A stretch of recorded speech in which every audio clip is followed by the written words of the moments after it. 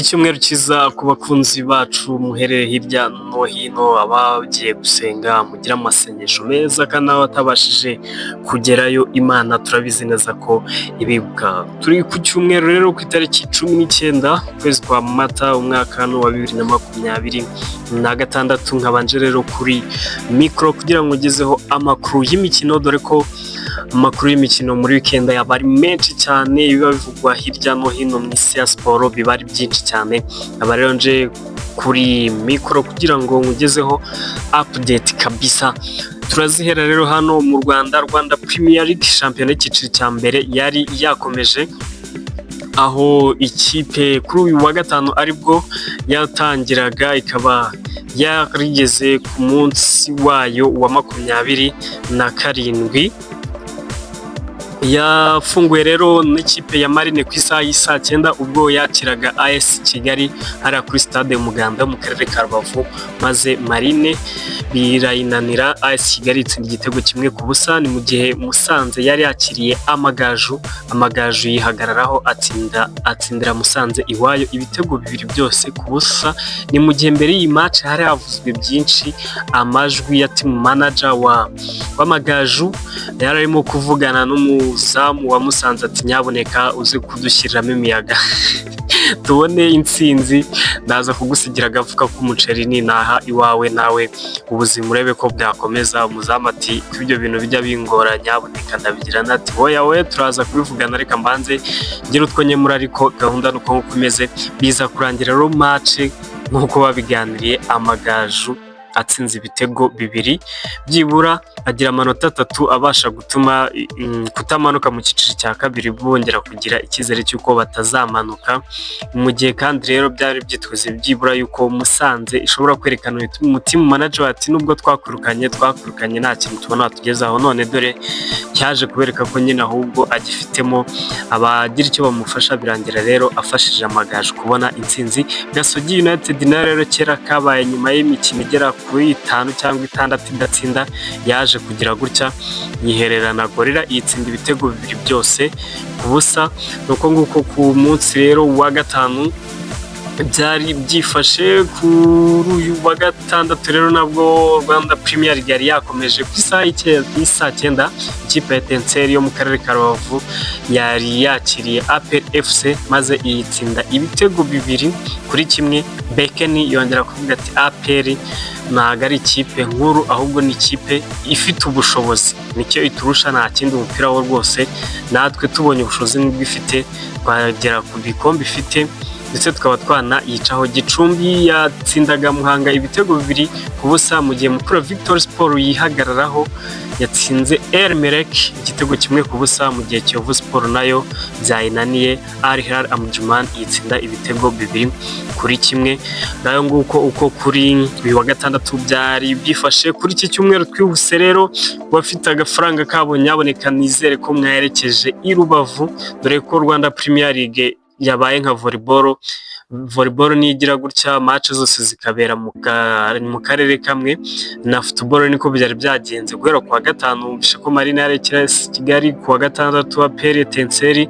Kuri iki cyumweru Rutsiro ku isaha y'isa 9 irabicakirana na Rayon Sport yakaniye, yavuze ati aya manota 3 turayashaka bipfe bidapfuka, kuko turabona APR nta gahunda ifite ku gikombe.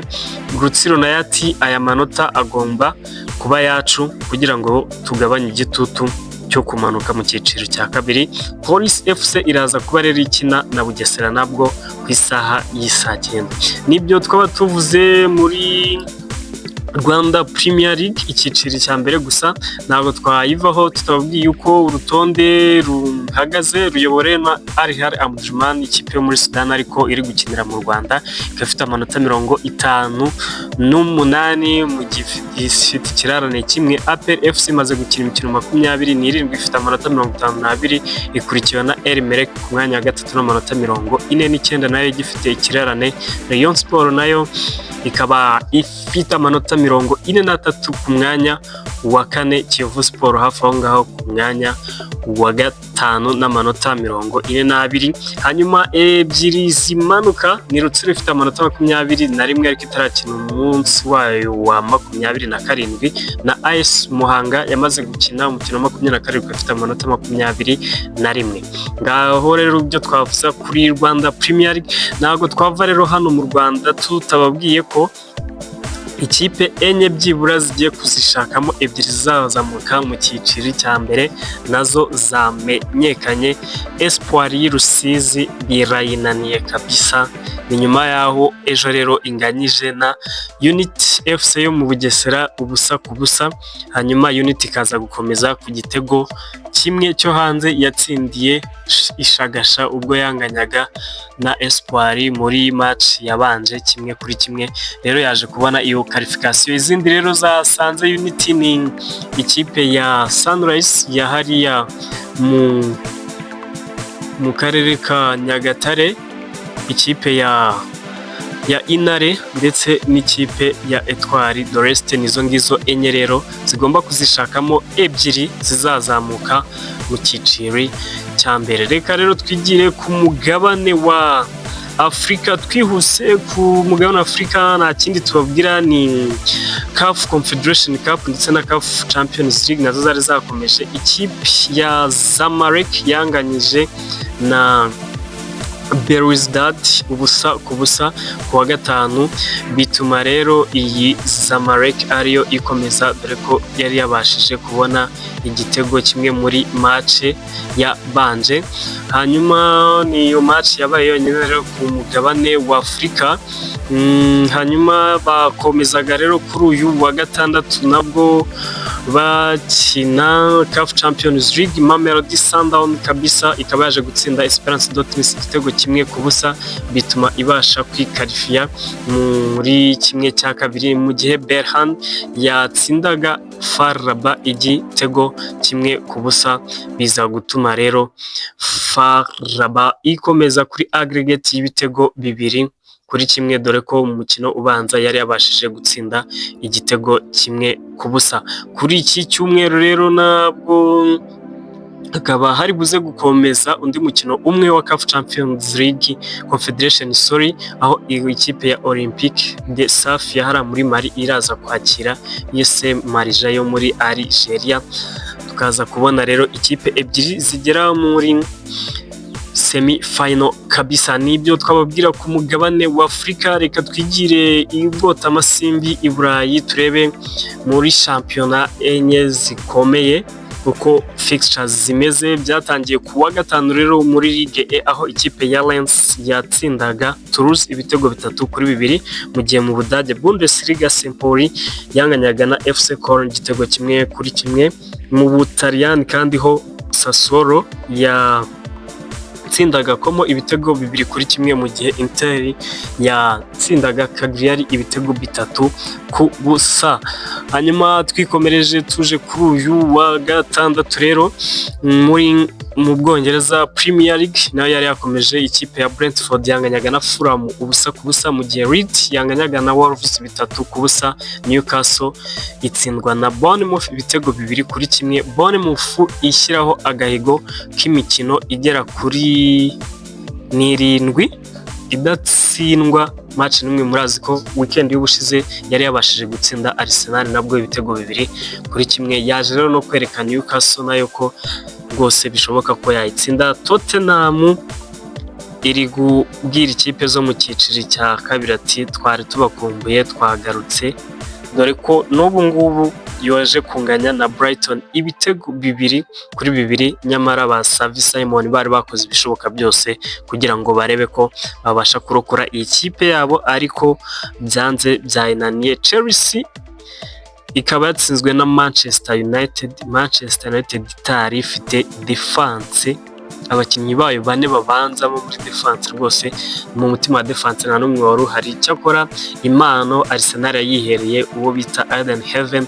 yaje gukina neza pe. Defense yasigayeho ba Harry Maguire, aba Ugari tabereka ko rwose ashoboye defense na Alessandro Martinez barafite imituku yabahasigareho neza rwose babasha gucyura clean sheet. Mu Bufaransa Ligue 1 nayo yakomezaga, Lorient yatsindaga Marseille ibitego 2-0, Angers inganya Le Havre 1-1, ni mu gihe Lille yanganyaga 0-0 na Nice. German Bundesliga ikipe ya Bayer Leverkusen yatsindwaga na Augsburg ibitego 2-1, Hoffenheim itsinda Dortmund ibitego 2-1, mu gihe Union Berlin yatsindwaga na Wolfsburg ibitego 2-1, mu gihe Werder Bremen yatsindaga Hamburg SV ibitego 3-1. Eintracht Frankfurt itsindwa na Leipzig ibitego 3 byose kuri kimwe. Mu gihugu cy'Ubutaliyani Serie A yakomezaga kuri wa gatandatu, Udinese itsindwa na Parma igitego 1-0, Napoli nayo itsindwa na Lazio ibitego 2-0, mu gihe AS Roma yatsindwaga na yanganyaga na Atalanta igitego 1-1. Twikomereje rero kuri iki cyumweru fixtures zihari ni izihe muri izi shampiyona enye ndi kugarukaho, dore ko iya gatanu itakomeje iyo muri Espagne kubera ko bakinaga igikombe cya finali ya Copa del Rey, aho ikipe ya Atletico Madrid yaje kudutenguha itwereka ko ari Atletico Madrid nyine kuyituma bigoranye, igira gutya iza gutsindwa na Real Sociedad yitwara igikombe byanganyije 2-2, hanyuma biteye penalty. Rero Real Sociedad abariyo iza gukomeza mu Bwongereza. Kuri iki cyumweru baza gukomeza, Aston Villa irakira Sunderland ku isaha 9, mu gihe no kuri iyo saha Everton iraza kubakira Liverpool muri derby ya hariya Merseyside derby, mu gihe Nottingham Forest iraza kuba yakira Burnley. Match y'umunsi rero akaba ari Manchester City iraza kwakira ikipe ya Arsenal ku isaha y'isa 11:30. Twigire mu Bufaransa muri Ligue 1, Monaco iraba yakira Auxerre ku isaha y'isa 9, saa 11:15 Metz iraba yakira Paris FC, mu gihe kuri iyo saha nanone Nantes iraba yakira Brest, kuri iyo saha nanone Strasbourg iraba iri gukina na Lens ku isaha y'isa 2:45. PSG iraba yakira Lyon. Mu Budage Freiburg iraza kwakira Heidenheim ku isaha y'isa 9:30, saa 11:30 Bayern Munich iraba yakira Stuttgart, mu gihe Borussia Mönchengladbach iraba ikina na Mayence.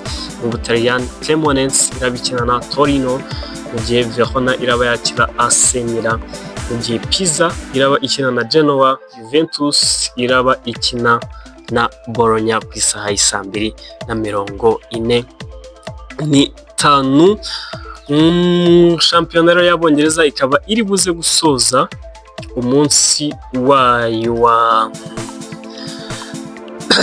aho ikipe ya Crystal Palace iraza kuba ikina na West Ham kuri uyu wa mbere, baraba basoza umunsi wabo wa 33. Urutonde rero mu Bwongereza rukaba ruhagaze gutya, ruyobowe n'ikipe ya Arsenal ifite amanota 70, ifite imaze gukina imikino 32 uyu munsi, birumvikana ko tarabarwa. Manchester City irayikurikira amanota 68, Manchester United ikonfirma umwanya wa gatatu n'amanota 58, Aston Villa iri aho ngaho ku mwanya wa 4 n'amanota 55. Ku mwanya wa gatanu turasanga Liverpool eshatu zimanuka, ni Tottenham ifite 31, Burnley ifite 20, Wolves ifite 17. Akaba ari uko nguko bihagaze mu gihugu cy'Ubwongereza. Mu Butaliyani urutonde ruyobowe na Inter ifite amanota 78, hano igikombe yamaze kukizera, ikurikiwe na Napoli ifite 66, AC Milan 63, Juve hafi aho ngaho ku mwanya wa 4 n'amanota 60. Izimanuka ni Leeds ifite amanota 27, Verona ifite 18, inganya na Pisa ifite amanota 18. Twigire mu gihugu cy'Ubufaransa naho nkubwire ko urutonde nk'ibisanzwe ruba ruyobowe na Paris Saint-Germain, yabaye shampiyona ya gusa umwaka hari igihe byahinduka ntawe wamenya kuko ifite 62 Lens ku mwanya wa kabiri n'amanota 62, Lille ku mwanya wa gatatu n'amanota 58, Marseille hafi aho ngaho ku mwanya wa kane n'amanota 52, Rio ku mwanya wa gatanu n'amanota 51, nagindutse Nat na Metz nizo zizamanuka.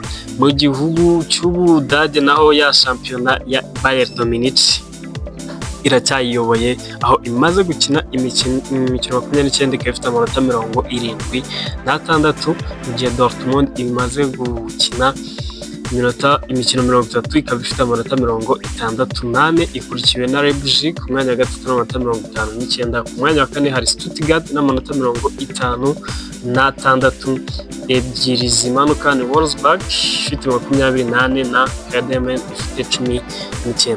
Ndumva rero ari utwo dukuru naba nkubwiye mu bigendanye na makuru y'imikino za update nakugezagaho. Ibindi rero ubusesenguzi butandukanye reka mbukurarikire kuri uyu wa mbere, ntuzakureho urushinge cyangwa se subscribe wakoze uzabona notification tugukorera ubusesenguzi kuri shampiyona zigiye zitandukanye. Ndumva ari zo update naba nkuhaye. Ciao ciao, mukomeze kugira icyumweru cyiza.